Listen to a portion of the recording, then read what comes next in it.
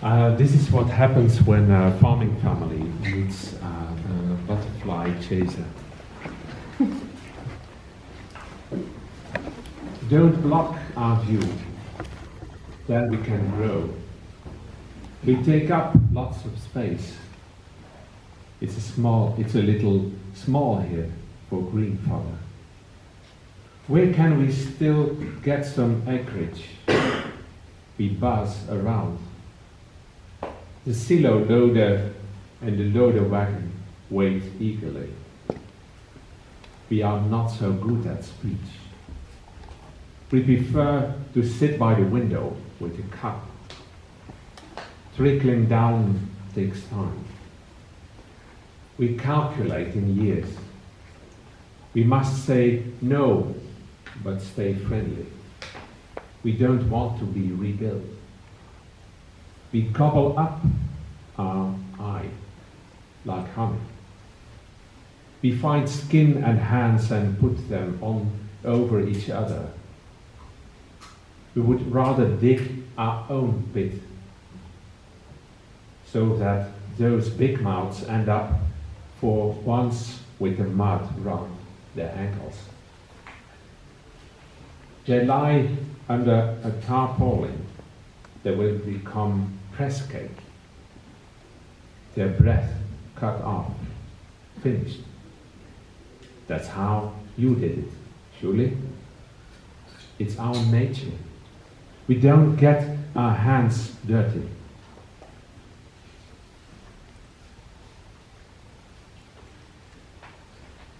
De vlinderonderzoeker, the butterfly chaser. So off he went, his mouth closed on his bike in the sun through dense clouds. There he stood with his feet in the sand, his soul was locked up and was itched.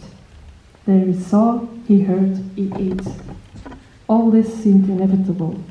That summer when his parents took him, the playground, the Catholic youth club, a barbecue with friends, those traces slightly weathered, slimy smears, dusty flapping patterns of tiny feet. The windscreen of the car, once filthy and covered in cadavers, mirrored enlightening thoughts. That time was past and long gone. Something like a protective coating, maybe? But why hadn't he noticed anything? Once back indoors, in our muddy shoes, the threads can begin all over. There's so much that we cannot wash off.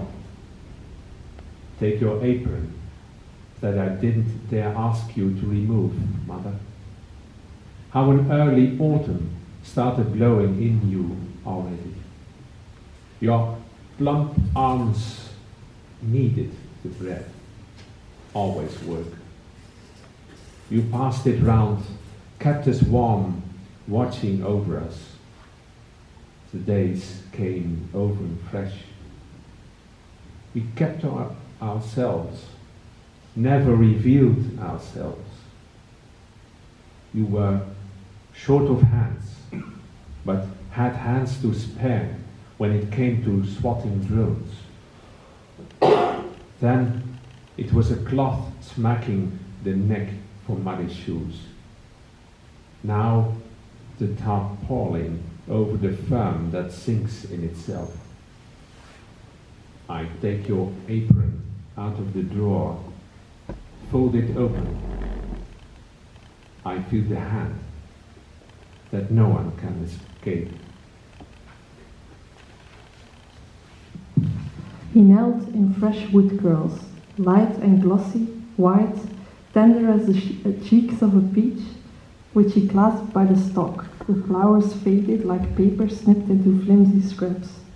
He moved rapidly over the land, bouncing, learned, nimble, linguistic, wondering why, around the butterfly, sleeping, the bodies nevertheless moved, and if they were his friends. Do they have souls? How grammatical are all those sensing signals? The computer proved the fridge for his thoughts. And what about gossiping, writing, building, correspondence, rituals? Do they make art? Are they machines? Is it ethical to eat them? So what rights do they have? No. had long been his decided answer. Out of nowhere, wings flapped. Now he began to wonder, after all, is it a dance? He stuffed them in a bag with dark bugs, so small, sad, and alone. That hand. We had to tidy up our mess, but we've forgotten it. The corn smut is rampant. In the maize field, grey fists strangling the stalks. We had to tidy up our mess, and yours too, mother and father. But we've hidden everything in the ground, soil on top. The heat closed over it. The nectar has vanished. Where do you come from? Blown here from far across the field, behind the dead willows, your faces black and furrowed. Something is swarming over the dung heap in this carnal house, a stable full of carcasses.